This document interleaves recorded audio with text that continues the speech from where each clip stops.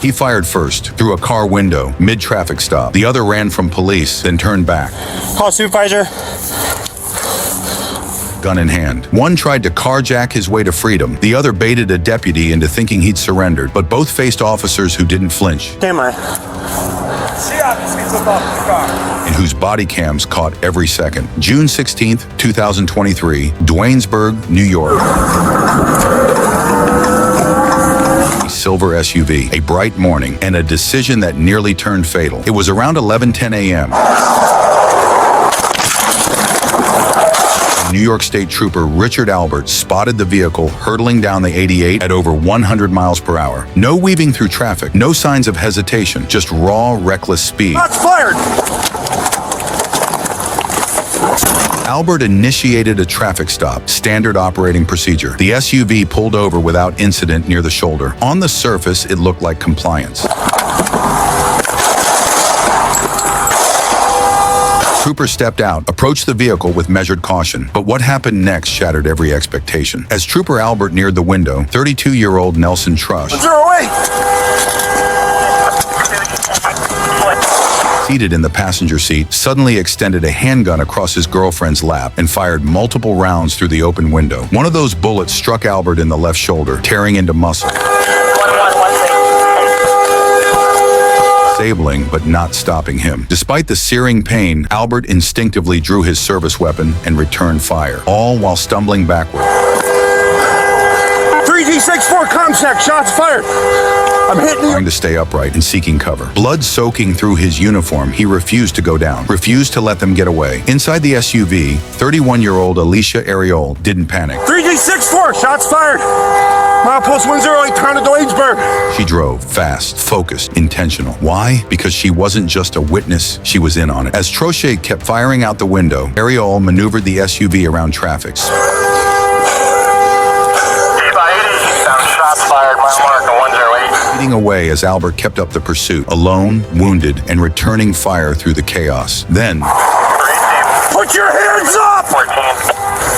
an unexpected twist. A tractor-trailer driver, witnessing the entire shootout unfold on the highway, made a split-second decision. He turned his rig directly into the 3G22, I need to start. path of the fleeing SUV, slamming it with enough force to disable the vehicle. The SUV came to a stop, crumpled but still upright, glass cracked. 3G64, Schoharie, I need assistance, shots fired! Metal smoking, but it wasn't over. Troche and Ariol bailed out. At gunpoint, they carjacked a nearby pickup truck, dragging the driver out and continuing their escape. Put your hands up! 98, Duanesburg. Trooper Albert, despite his injuries, didn't retreat. He used the grassy highway median as cover, crouching, rolling, repositioning, and continued the pursuit while reloading magazines, exchanging gunfire with the suspect across lanes of live traffic. It was more than courage. It was survival. It was duty. And for 12 agonizing minutes, he fought alone until backup finally arrived. Multiple agencies flooded the scene. Albert was secured and rushed to Ellis Hospital, where doctors stabilized him. He survived, narrowly. Ariol, cornered near the scene, was taken into custody without further resistance. All eastbound traffic is stopped due to a collision. But Trosha had vanished into the nearby woods. A massive manhunt followed with K-9 units, helicopters, and troopers sweeping the dense terrain. Hours later, they found him, dead. Self-inflicted gunshot wound, the same gun he used on a trooper, now turned on himself. During the investigation, Ariol gave a statement. She admitted to intentionally lowering her seat. Put your hands up! And rolling down the window so Trosha could fire directly across her. That wasn't passive complicity, it was active involvement. She pleaded guilty to criminal facilitation. Found mile marker 108. For Trooper Albert. Was sentenced to 4 to 12 years in prison. This wasn't just a high-speed chase. It wasn't just a traffic stop gone wrong. It was a calculated ambush. And the only reason it didn't end in an officer's death Armed with a silver handgun. was because that officer chose not to give up, even while bleeding, alone, and under fire. What started with speed ended with gunfire, courage, What's that? a near-death moment that body cams and reports alone could never fully capture. Because sometimes it's not about how fast someone runs. It's about how hard one man refuses to fall. June 30th, 2025. You got ID on you?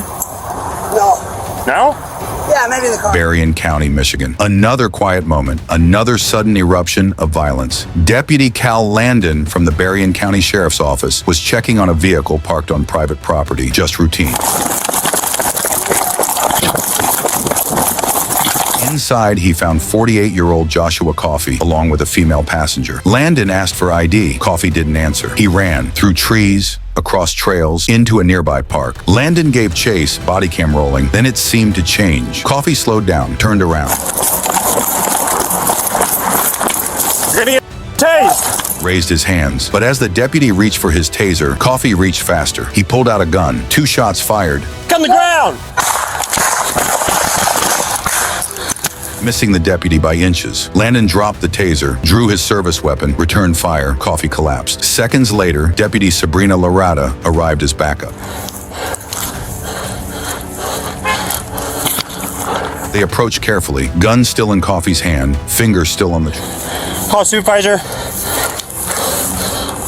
He was pronounced dead at the scene. The woman who had been in the car was later found. Her role remains unclear. The case still open. Details sealed. Deputy Landon is on administrative leave.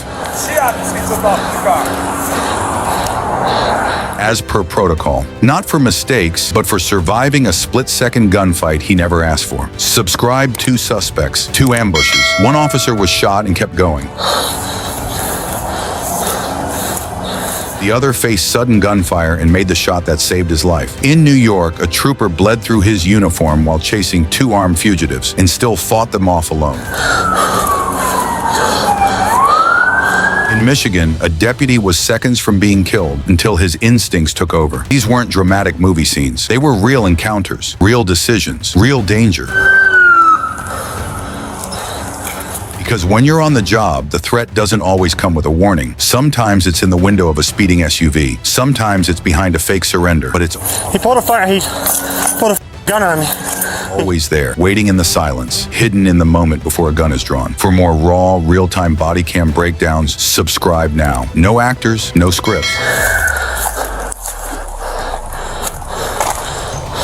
Just real decisions under pressure, because these officers don't get second takes. They only get 1 second to live or to fall.